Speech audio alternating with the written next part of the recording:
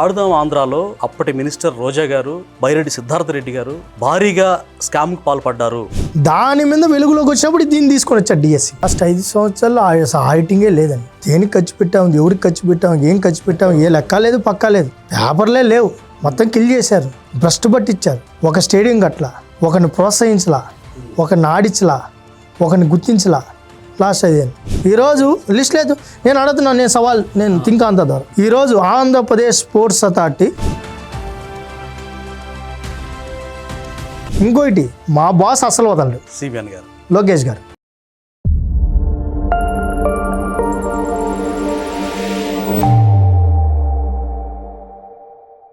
నమస్తే, welcome to think Andhra. నేను మీ మాణిక్.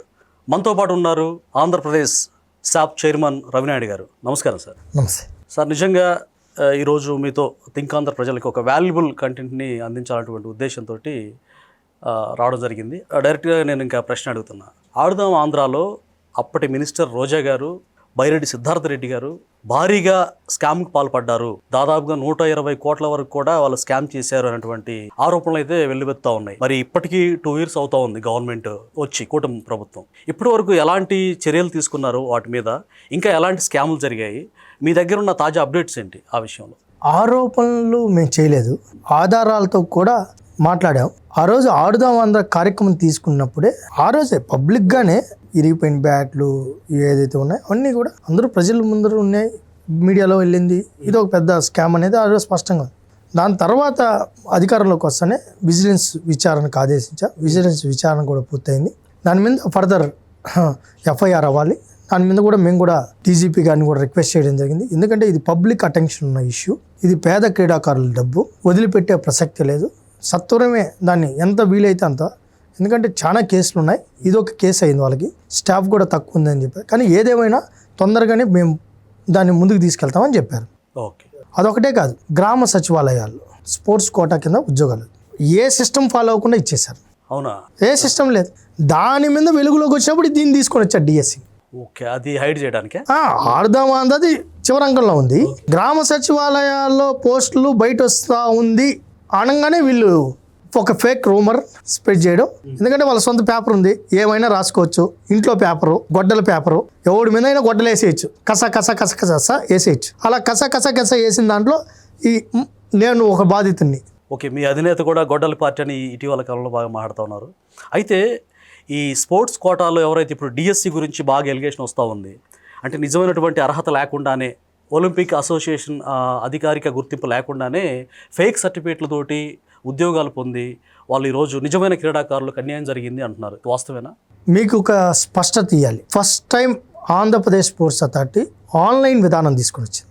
ఎక్కడ కూడా చిన్న తప్పుకు అవకాశం లేకుండా ఆన్లైన్ విధానం. అంటే ఏ క్రీడాకారుడైనా నేరుగా సర్టిఫికేట్ తీసుకొని వచ్చేసి నాకు ఉద్యోగం ఇవ్వండి అనే సిస్టమ్ అయిపోయింది.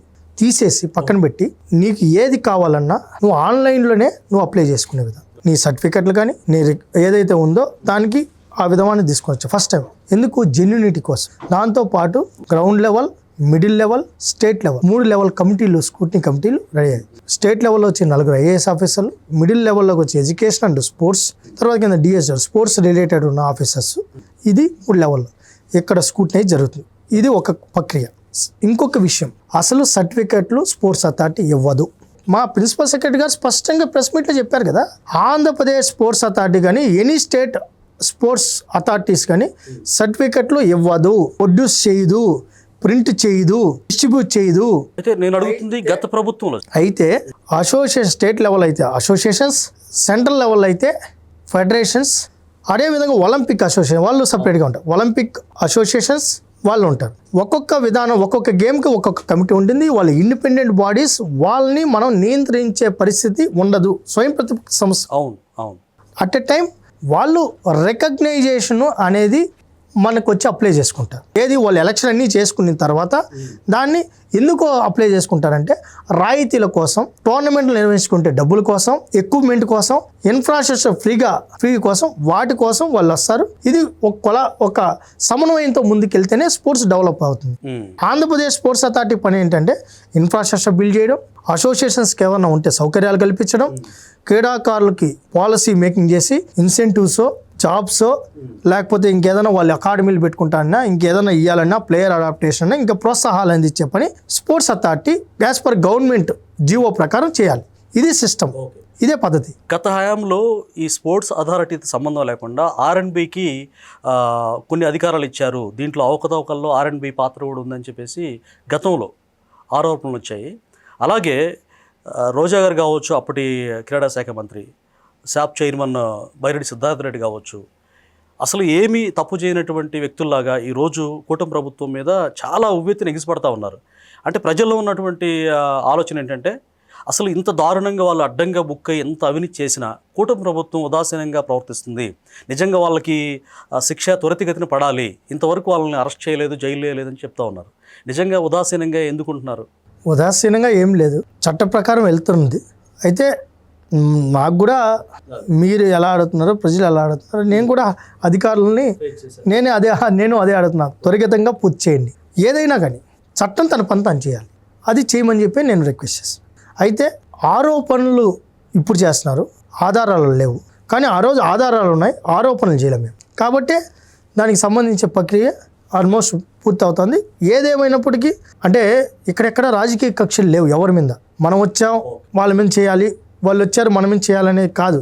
ఇక్కడ తప్పు జరిగిందా లేదా, తప్పు జరిగింది కాబట్టి దానికి ఎలాంటి చర్యలు తీసుకోవాలో అలాంటి చర్యలు ఖచ్చితంగా దానికి తగ్గట్టు ముందుకెళ్తుంది. సార్, ఇంకోటి విజిలెన్స్ ద్వారా కావచ్చు, మీకున్న సోర్స్ ద్వారా ప్రజలకు తెలియబడిన వార్తల్లోకి రాని అంశాలు ఎన్నో మీ దృష్టికి వచ్చి ఉంటాయి. అంటే వైకాపా ప్రభుత్వంలో చేసినటువంటి అవినీతి, క్రీడా శాఖ పరిధిలో ఎన్నో అవినీతి ఆరోపణలు ఉన్నాయి, బయట కూడా చాలా వచ్చాయి. అంటే వాళ్ళు ఇందాక చెప్పినట్టుగా నిజమైన క్రీడాకారులని పక్కన పెట్టేసి రాత్రికి రాత్రే క్రీడాకారుల కోట మారిపోయి వాళ్ళకు ఉద్యోగాలు వచ్చాయి, వాళ్ళ గవర్నమెంట్లో మాట్లాడుతుంది. అలాంటి మీ దృష్టికి వచ్చినాయి అంటే ఇంకా ఎలాంటి అవినీతి మరకలు వాళ్ళ ప్రభుత్వంలో బయటపడ్డాయి, వాటి మీద మీరు ఇంటర్నల్గా ఎలాంటి డెసిషన్ తీసుకున్నారు?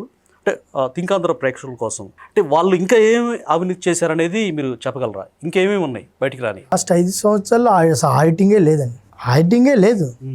దేనికి ఖర్చు పెట్టాం, ఎవరికి ఖర్చు పెట్టాం, ఏం ఖర్చు పెట్టాం, ఏ లెక్క లేదు, పక్కా లేదు, పేపర్లే లేవు, మొత్తం కిల్ చేశారు, భ్రష్టు పట్టించారు. ఒక స్టేడియం గట్ల, ఒకరిని ప్రోత్సహించలా, ఒకరిని ఆడించలా, ఒకరిని గుర్తించలా.